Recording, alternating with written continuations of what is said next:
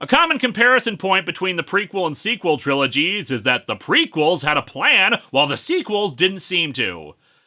Thing is, though, of course there was a plan for the prequels, because they had to get to where things were in A New Hope. Anakin has to become Darth Vader. The Empire has to rise. The Jedi have to be killed. The question is, do they actually do a good job of fulfilling that plan? And in my opinion, no they don't. During the fight, some clone trooper ships become overwhelmed by the droid fighters and Anakin becomes concerned. I'm gonna go help them out. No you're not, they're doing their job so we can do ours. Head for the command ship. This was a mistake in my opinion. Making Anakin care about the lives of the clone troopers is there to paint him as a hero, remind us that he's supposed to be a good guy, but by this point, as things wear down and he edges closer to being Darth Vader, he shouldn't give a crap about them at all. He should think of them as disposable assets in winning the war. You have to make strides in turning him into a villain. Instead, the movie is going to imply that the road from being concerned about clone troopers to becoming a child-murdering monster is surprisingly short. And so our heroes, and Palpatine, are brought before... General Grievous. Oh, General Grievous. Probably the best single example of all the problems with the films, and it's so frustrating because he's also just such a cool concept. Think about it. He's a CGI character with an awesome design and gimmick, yet lacks backstory or any interesting dialogue. The fights with him are ultimately meaningless, existing purely as spectacle, but unlike even the Phantom Menace fight, the spectacle is not even that impressive. Made worse by the fact that, much like Boba Fett before him, he was introduced in expanded universe material first, where he was much cooler and scarier than he is in this movie. On the off chance you are not aware of this, the 2008 Clone Wars TV series was not the first Clone Wars show. From 2003 to 2005, to build hype and anticipation for Revenge of the Sith, a series of 25 short episodes were made, helmed by Genndy Tartakovsky. They were pretty good, focusing mostly on action without a ton of dialogue, and General Grievous was introduced there. And he was friggin' terrifying! He exemplified the scary idea of mechanical precision and strength in a droid with advanced dexterity that couldn't be done with a living being. Rotating sections, multiple limbs, spinning lightsabers around so rapidly that you had no hope of countering it. Even his design, a skull-like head and a long white cloak covering his almost skeletal interior, a creature that could foreshadow Anakin's fate as something more machine than man, since it was actually a cyborg. And none of that carried over into the movie, where suddenly there's just this important dude named General Grievous who the characters know about, but the audience doesn't, and as far as we know, he's just some coughing robot with a weird accent, and suddenly he's the villain for a good chunk of the film, because we decided to get rid of Dooku, the villain from the last movie, in the first 15 minutes! The movie tells us not a goddamn thing about him. At least Dooku, for all his own flaws as a character, had a backstory as a former Jedi. Here's an idea. If you really want to foreshadow Vader while also preserving the image of Anakin as a good guy until later, have him spare Dooku, our heroes escape the ship, but Dooku decides after such a terrible defeat to upgrade himself. Turn Dooku into General Grievous, maybe encouraged to do it after Sidious spurns him, claiming that to be defeated in such a manner makes him a weak and ineffectual apprentice or the like. Anakin expresses his confusion about all this. He knows the Council is afraid of both the Chancellor's growing power and his own, but aren't they all on the same side? The Force grows dark, Anakin, and we are all affected by it.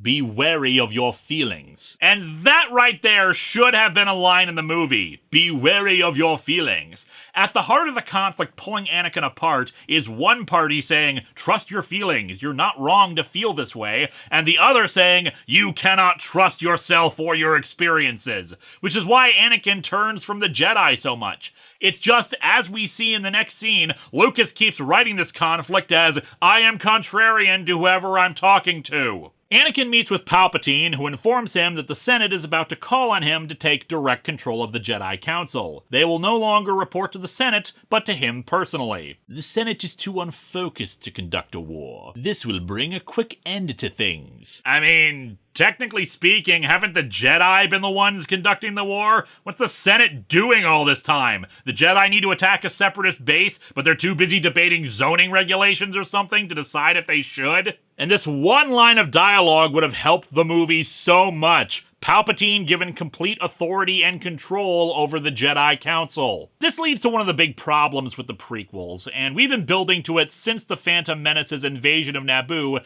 and having to be told that the people are starving and suffering. With the rise of the Empire, we only see things from the perspective of, for lack of a better term, the aristocracy. The higher-ups and politicians are the ones we focus on. We don't see how freedoms begin being taken away, how this is becoming a totalitarian state. We are told it is becoming one by the Chancellor getting new powers, but what new powers? What new authority is he exercising? Are we seeing clone troopers on every street corner? Do we see regular citizens getting harassed for no reason? Do we see a conflict between the Jedi and said troopers that would lead to growing mistrust? Are the younglings being taken from the Jedi and put in cages and tortured, forced to accept Sith doctrine? Corrupt businessmen and military officials getting kickbacks and benefits from the oligarchy? Aliens getting less rights and bigoted chanting over not enough humans in positions of power? No, we are told that the Chancellor having more power is bad, and that's it. Why is living under the Empire a bad thing? Why are they so quick to accept the Jedi are bad guys? People keep telling me in spin-off media the public was growing distrustful of the Jedi, but we never see anybody in the films like that. We just have to take their word for it that things are getting worse all the time, that the war is causing so much pain and problems that the Senate is gleefully handing more power to the Chancellor to try to bring things to a swifter end. Yet even the kidnapping of the Chancellor is not shown in the film itself. The enemy forces penetrating what should be the most heavily fortified position in the Republic, the seat of power itself, and we only see things distantly from on high. Was there any devastation wrought upon Coruscant in this attack? Damned if I know, we never see anything like that. Business as usual from outside everybody's giant windows. Even the Tartakovsky Clone Wars, which actually showed the kidnapping of Palpatine, lacked any civilian presence during this attack. You'd think it was one big model city with automated trains as the only indication there might be any other life on this planet. But while the comic still doesn't shift the focus down to show the rise of the Empire from the civilian perspective, it's at least giving us something as to why everyone is growing distrustful of Palpatine. What these new powers actually mean. Direct control of the Jedi Council? At that point, they effectively become his army as opposed to the Republic's. And after 2 movies of them liking Palpatine and working with him fine, not suspicious of him whatsoever, in this one, it's suddenly just, be wary of Palpatine because shut up. Padme is given the shaft in Revenge of the Sith, where she mostly exists to be pregnant, be worried, or be choked to death. This deleted scene, however, shows her talking with Senator Organa and Mon Mothma, who was also a senator at the time, about how concerned they are about how things are going with Palpatine's growing executive power. Do you think Palpatine will dismantle the Senate? Why bother? As a practical matter, the Senate no longer exists. Weird that it took him 20 years to officially dissolve it then. They are worried about the fact that their own rhetoric sounds a lot like the Separatists, Padme even expressing shock because of how Palpatine used to be a close friend and advisor. Not only is it a reminder that Padme had her own agency and history throughout the prequels, but this is basically setting the stage for the foundation of the rebellion. Having Padme be a part of that is good, and I have no idea why it was left out. Pacing reasons, maybe, since there are a lot of talky scenes in this one, but it would help break up all the scenes of Anakin arguing with people, since there are like 3 in a row. Goodbye, old friend. May the Force be with you. May the Force be with you. It's a good bit there to make sure that they have one last scene together as friends, because they're supposed to be best friends, and their relationship ends in tragedy. It helps justify Obi-Wan's comments from A New Hope. And he was a good friend. The problem is, for whatever reason, Lucas decided that this scene should be immediately followed up by one where Anakin is paranoid and moody about Obi-Wan for absolutely no reason. Seriously, after they say goodbye, boom, Anakin is with Padme and he senses that Obi-Wan was there, and he's suddenly paranoid that Obi-Wan was there. If we had anything anything earlier to show why he'd be distrustful of Obi-Wan, like if he had overheard him talking to another Jedi and only heard his own name in a grim tone or something, maybe that'd justify his growing distrust, but instead it's just, wait, Obi-Wan was here talking to my girlfriend? Grrr! What have I done? That line should not have been in the comic or movie, in my opinion. Even after this, he's still conflicted, which will lead into my larger issue in a minute.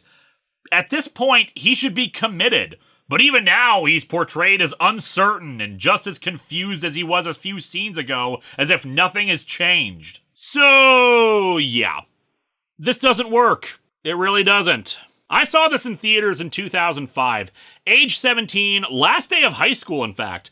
My family went out to see it that night, and even as I watched it, I thought he turned too easily. 15 years later, now that I'm older and have again revisited these and thought more about it, considered all these alternate ways they could have done this story, I think I figured out exactly what the problem is. It's not that Anakin's fall to the dark side is unconvincing, it's that he's not there yet. These last two movies do a good job of putting him on that path, but it's still a huge leap from I have some fascistic tendencies and am conflicted because of my dreams to I will murder not only innocent children but people I've known almost all my life. He's getting there, but he's not there yet. We needed more early red flags, like him feeling less conflicted about killing Dooku. Maybe Obi-Wan being the one to say, that was wrong, but Anakin saying, why, he was our enemy. That sort of thing. Even him killing the Tusken Raiders, where he did explicitly kill children, he's disgusted with himself afterwards for it. He's so guilty and confused and recognizing that these are bad things. And that was a fit of rage from his mother getting killed. You can't even use that same excuse for what happens later with him killing the kids in the temple. It comes across like every step he takes towards the dark side, he quickly starts backing up again. The movies needed him to be a good guy because it's a story about the tragedy of Anakin Skywalker turning to the dark side. But the movies have been so worried about him not coming across as a good person that they forget he needs to become a bad person. There's no turning point where that happens. Even after killing Mace Windu, he's all, what have I done? Even now, he's conflicted. He went from running down a path to pole vaulting to the end of it. Another thing that would have worked? In the comic here, he says that the Jedi betrayed him too. Maybe instead of Anakin slicing off Mace's hands, how about Mace, in his anger, turns his lightsaber on Anakin, and he instinctively brings his saber up to defend himself. Mace realizes his own mistake and starts saying an apology, but the opening is enough for Sidious to blast him out a window. Anakin thinks the Jedi just betrayed him, and that's what makes him turn. Or hell, maybe Mace is actually that enraged, and Anakin tries to stop him, and Mace is all, you're as bad as him, Skywalker! I'll stop you too! And that solidifies his belief that the Jedi were planning to betray him. But this is too quick. He's suddenly all aboard the dark side train. Hell, he doesn't even embrace the dark side. He's just willing to do whatever Palpatine says. That's not being seduced by the dark side. It's just blackmail.